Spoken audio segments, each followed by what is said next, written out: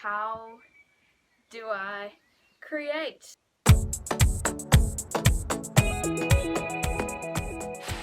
Yeah, these were two of the characters in my show.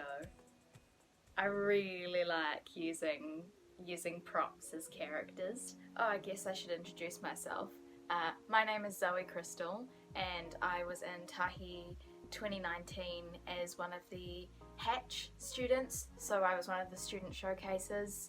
I performed a solo called Tea for Two, which was a story about relationships, how they change over time, how sometimes they break apart and that causes grief, but then also how sometimes the breaking apart of a relationship is the beginning of a different kind of relationship and how that is a good thing. How I created that, or how I go about creating work, I'm relatively new to the game in terms of solo work particularly. I graduated from the Victoria Theatre Department in 2019, that was last year. So yeah, I'm relatively new to the game, so I'm still muddling my way through how I create, and it's all very intuitive to me, as I think it probably is for a lot of artists. But for me, the way an idea forms into a show, it sits in my head for a very long time before it becomes anything. I ruminate on it for ages. So Tea for Two, the solo that I did in TAHI, it had its first inception for my second year solo project. So I had a motivation to create it.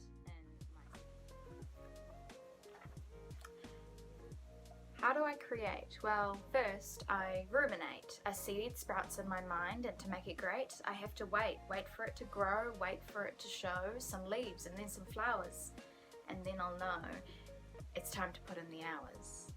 Then I'll spend some time scribbling out a couple rhymes.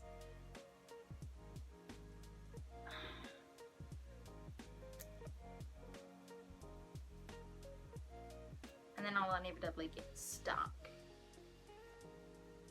Poetry is something I like to use to inspire me or to get started on the process.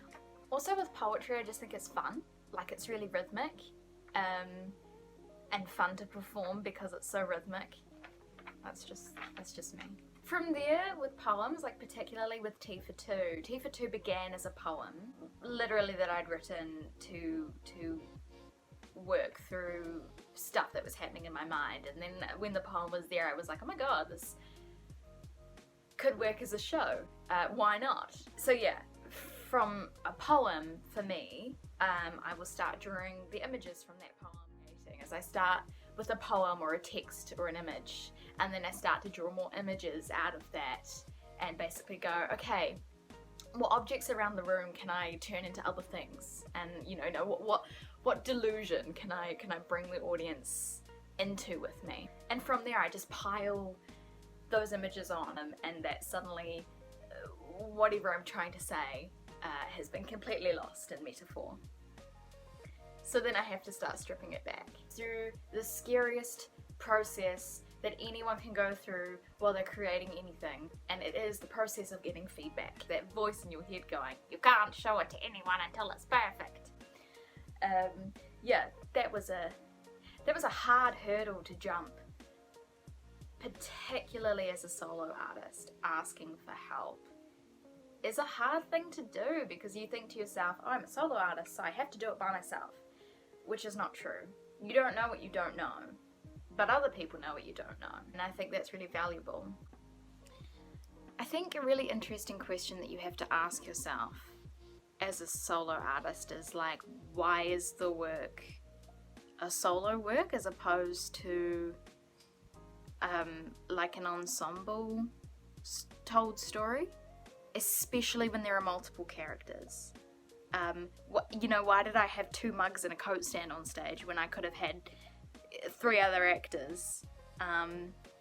And I'm not entirely sure what the answer to that is. I think I'll play the game for a bit longer, you know, before I can answer it. But I think at this point, to me, the difference between a solo show and not a solo show is you sort of asking yourself what resources you have to tell the story. You know, if you only have yourself, then you have to do it by yourself. But if it's your story or it's your perspective, or if there are elements of loneliness in the story, or like not even loneliness, just like solidarity with yourself or with that central character, then I think like solo is a really poignant way of like coming at that story.